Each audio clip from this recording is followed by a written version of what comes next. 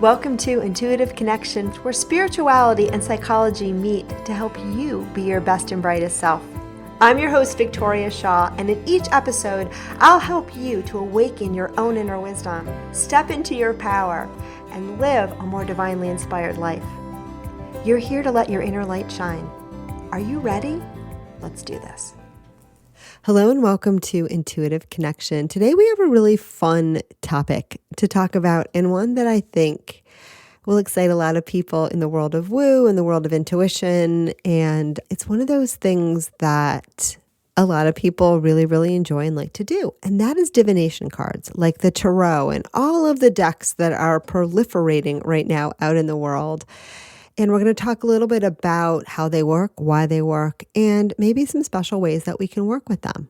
We're also going to talk about some of the pitfalls of divination cards and why really, like everything else in this world, the goal of these cards is not to take your power away, but rather just one of many, many, many tools to help you connect with your own inner wisdom. All right, so here we go.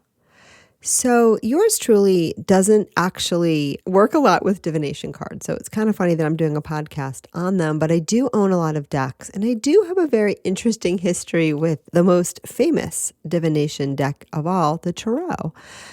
And I haven't in a long time, but I started reading tarot cards when I was in high school. And I was given a deck by my mother, who I don't really know when she started doing it. I never asked her, but I read my cards a lot when I was in high school. Back then, high school was a pretty dramatic and somewhat traumatic time for me, for sure. And the focus of my high school experience was often on, you may or may not have guessed it, like when was I going to get a boyfriend? Right? I really wanted a boyfriend. And then after I had the boyfriend, right, am I going to get another boyfriend, or what's up with this boyfriend, or yada, yada, yada. So most of my early readings were focused on that particular question.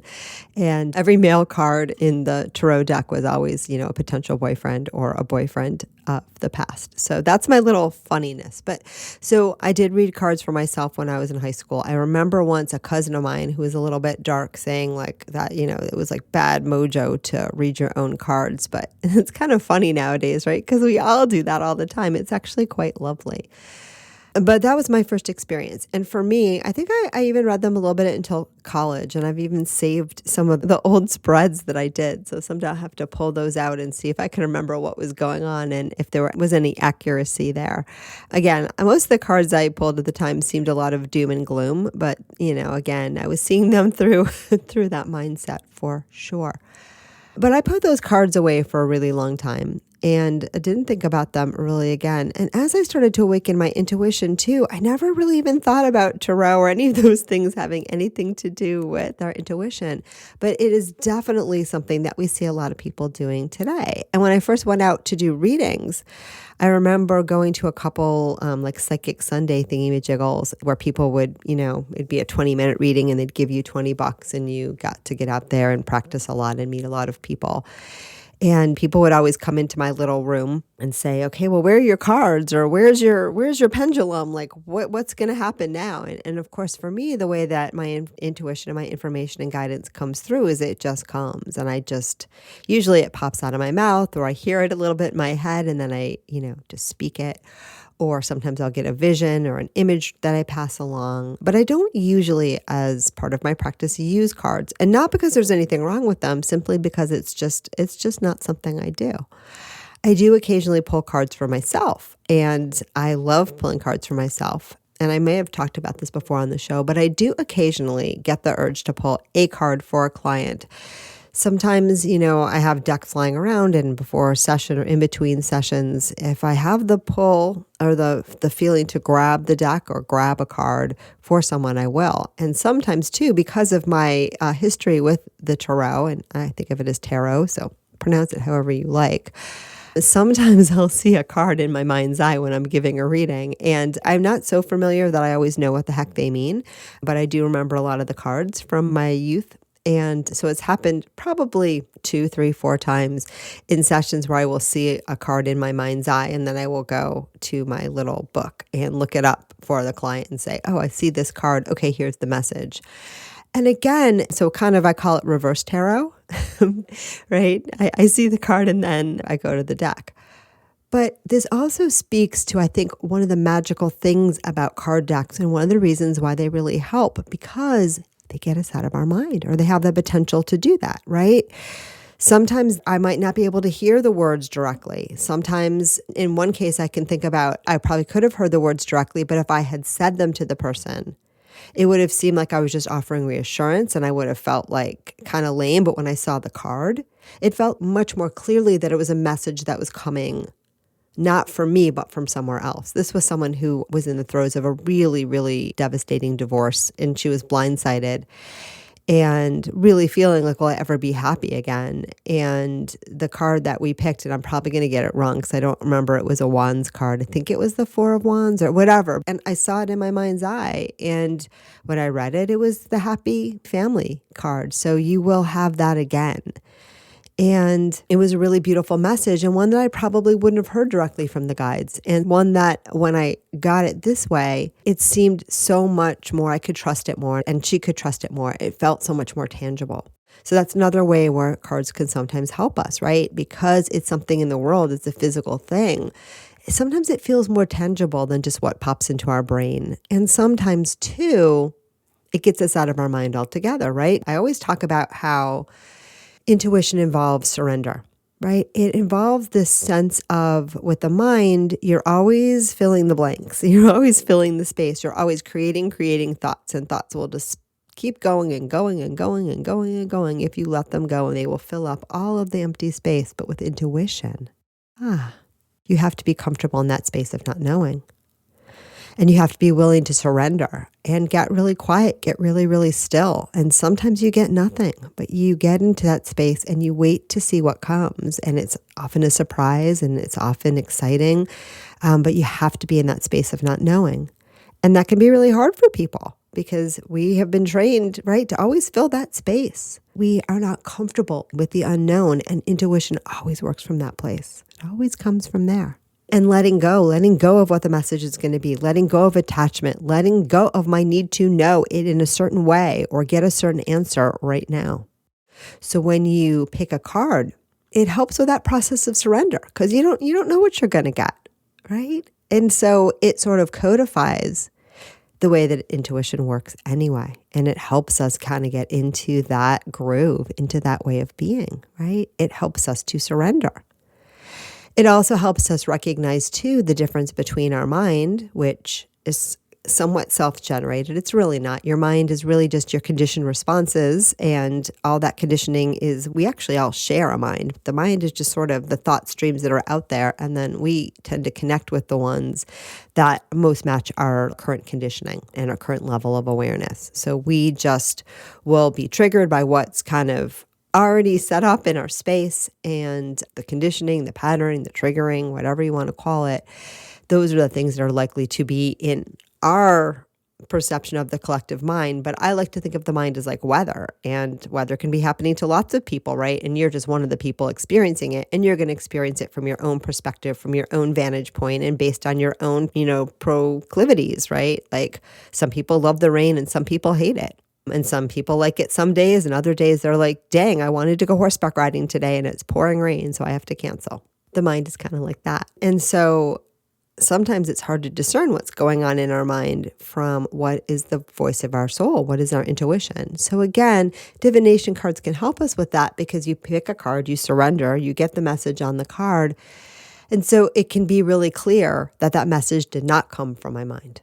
Right? And so for some people, this can be really, really helpful because it can sometimes be hard to discern, what's wishful thinking, what's my thoughts, what's my fears, and what's coming from the card. And so I think that's what makes divination cards so magical. Now, some of the pitfalls of working with divination cards. Well, first of all, you can still overthink. You can believe me, I've seen tarot readers that really overthink. You can overthink anything. You are blessed with a mind, and that mind likes to keep going. So there are no limits to what you can overthink if you put your mind to it.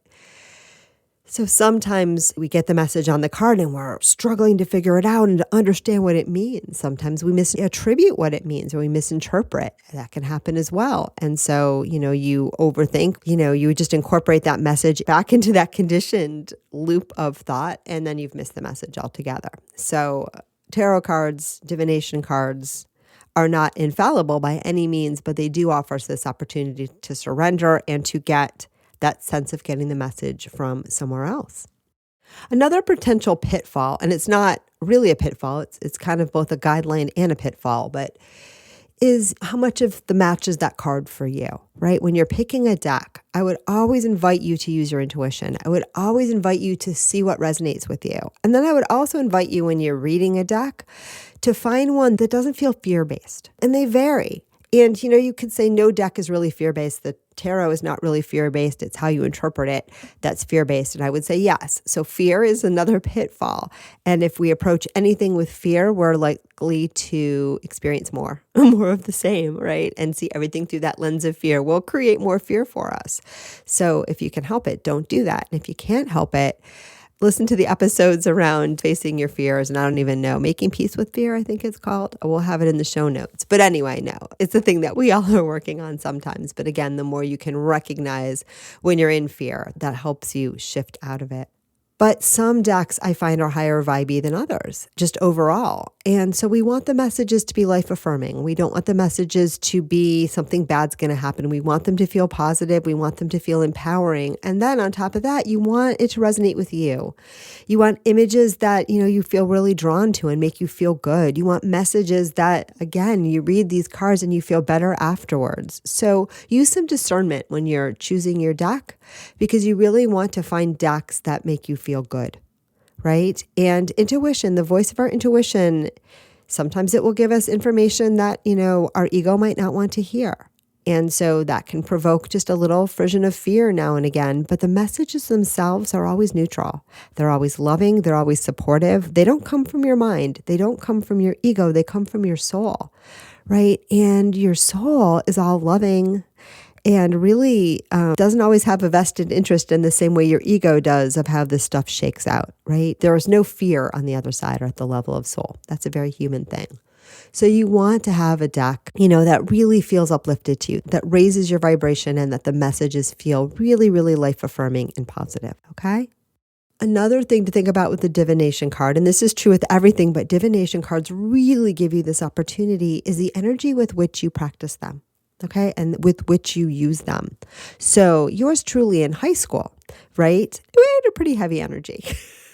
Okay, just gotta be fair, right? Everything was like, does he like me? Does he not like me? Will I have a boyfriend? Will he come back? Like, I'm making it sound very light, but at the time, these were heavy questions, okay? And a lot of seriousness and a lot of really strong energy. And look, if you find yourself in that place about whatever's going wrong, even if it's a boyfriend and, you're 17, which is totally fine, and I feel with you. And I have since worked with many 17-year-olds with boyfriend issues and have seen, that I wasn't unique to be suffering in the way that I was at that age. So these are real things, and not to make light of them.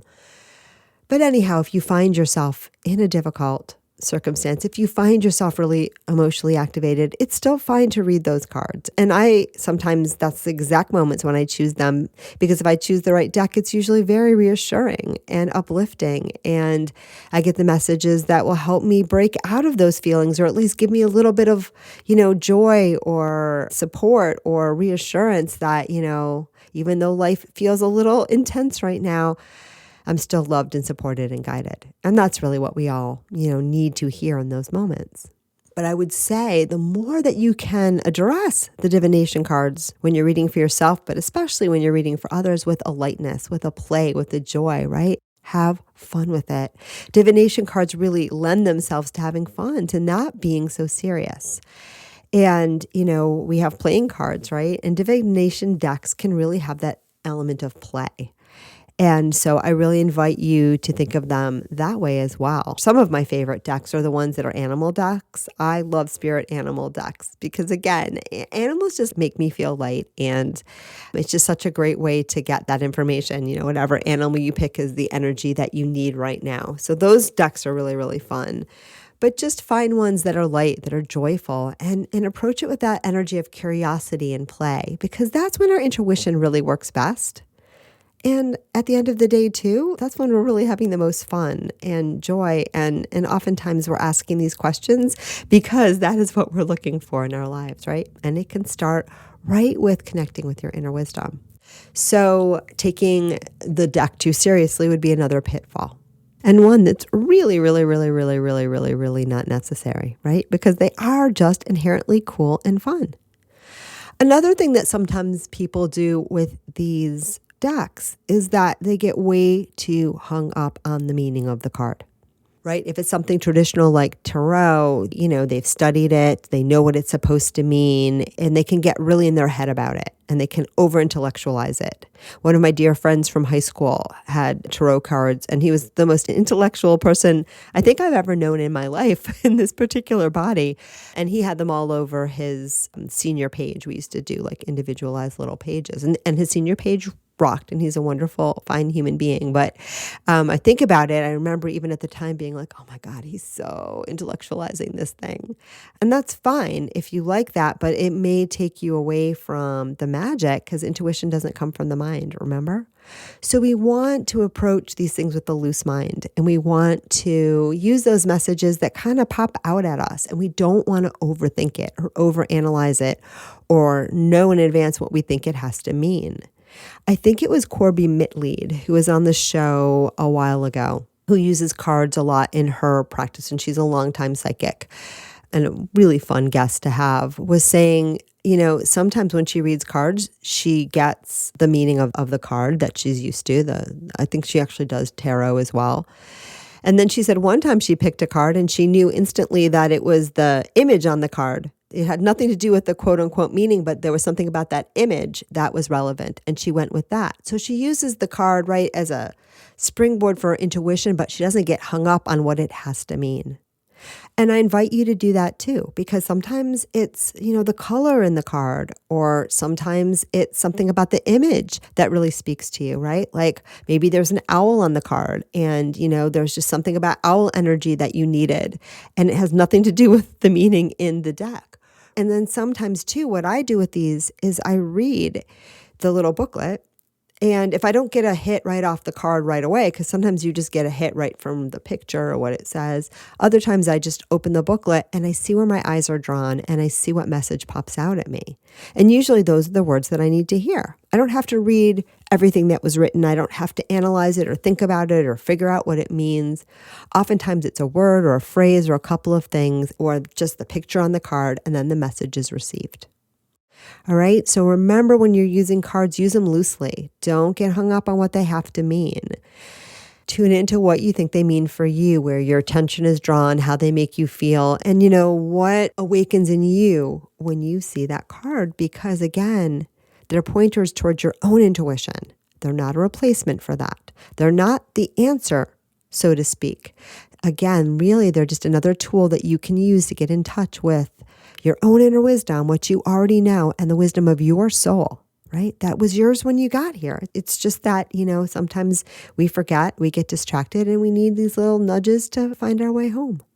I really, really do enjoy working with divination cards and enjoying their energy and playing with them. But I also know, right, not to take it super duper seriously. Divination cards, like everything else in this world, are here to awaken that knowing within us, but they're not a replacement for it. So we want to be really, really careful not to give the power away to the card deck. And remember, we're always in the driver's seat.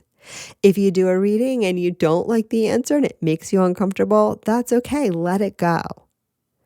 Right? Don't think that these things are set in stone. And if you go to a tarot reader, and today we're mostly talking about readings for you, but if you go to a reading for someone else and they spew out a fear-based message, be wary.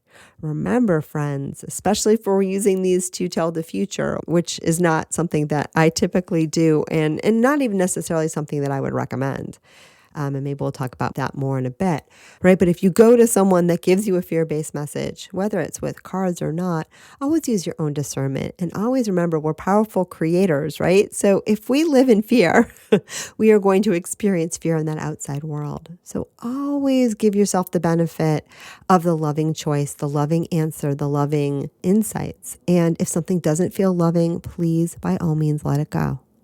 That doesn't mean the cards or our intuition will always tell us exactly what we want to hear, right? Because sometimes our ego wants something that is not what's right for us or best for us, and that is okay. But what it does mean is that most of the time, we really want messages that uplift and inspire us, right? And if you get something and it's not what you want and you're not ready to hear it and it gets your panties in a twirl, that is okay. Step away, let it go. If you need to get the message again, you'll have another chance.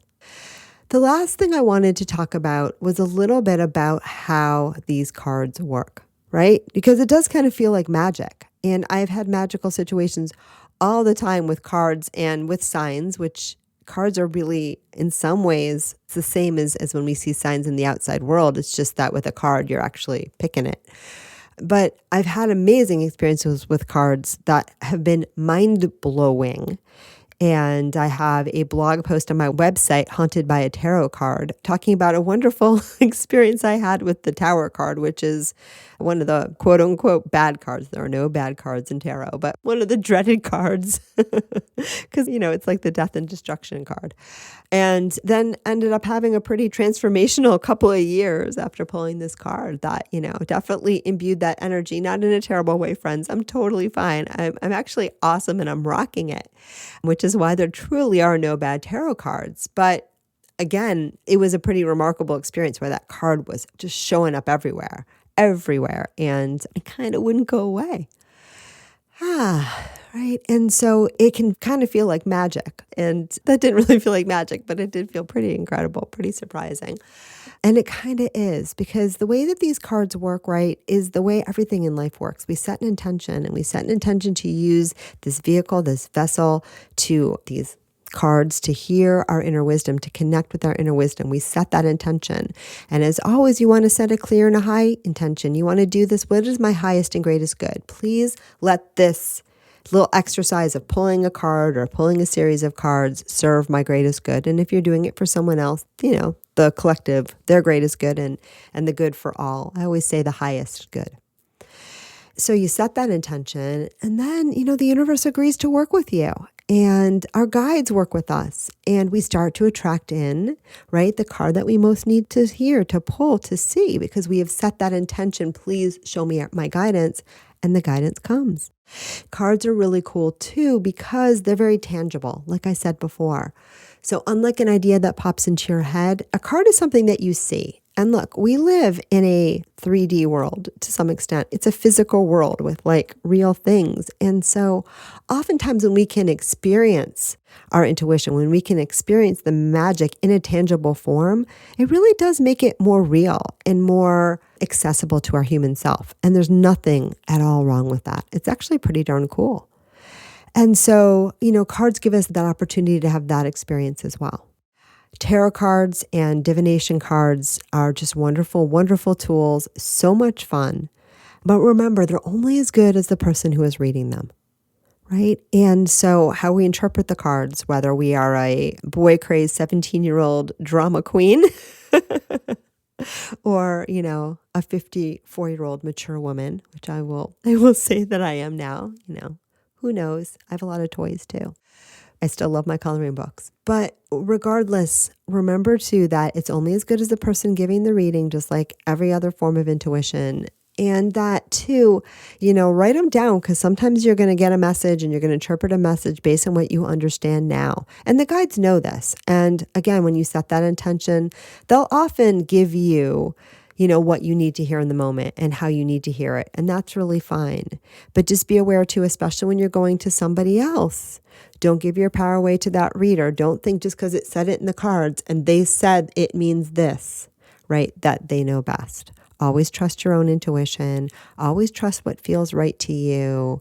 And always remember again that all forms of guidance, be they divination cards or signs in the world or that wise voice in your head or the chills, right? Or that feeling of knowing or however your guidance is revealing itself to you in the present moment, right? It's always a cooperation between you and your highest self. It's always your own special communication. And so you always want to tune in and really allow that message to speak to you in your own language, through your own heart. And please let go of anything at all that doesn't resonate with your highest and truest good.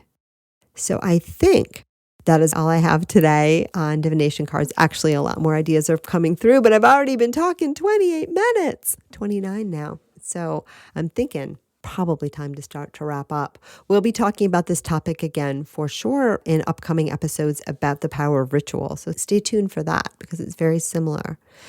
And remember that in using your tarot, your divination cards, or anything else that you're doing in your life, it's always best to follow your intuition, follow your own inner guidance, and figure out the way and that works best for you and where you feel that resonance, where you feel called. All right. So thank you so much for tuning in. You might catch me in the Facebook group, Intuitive Connection Community. I don't usually do card pulls.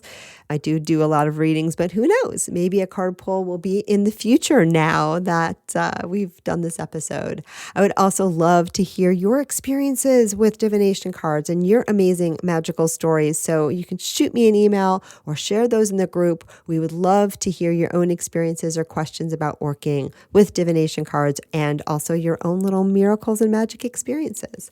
So thank you as always for tuning in, and namaste. Thank you so much for joining us today. I hope that you found joy, strength, inspiration, and clarity from today's episode. If you'd like to learn more and connect with an amazing group of like-minded souls, please join us over on Facebook in the Intuitive Connection Community Facebook group, where we explore these topics in deeper detail, have additional live teachings, and host Facebook Lives with our amazing guests. I hope to see you there. And of course, if you want to learn more about me or the work that I do, please check out my webpage, victoriashawintuitive.com. Thank you so much again, and namaste.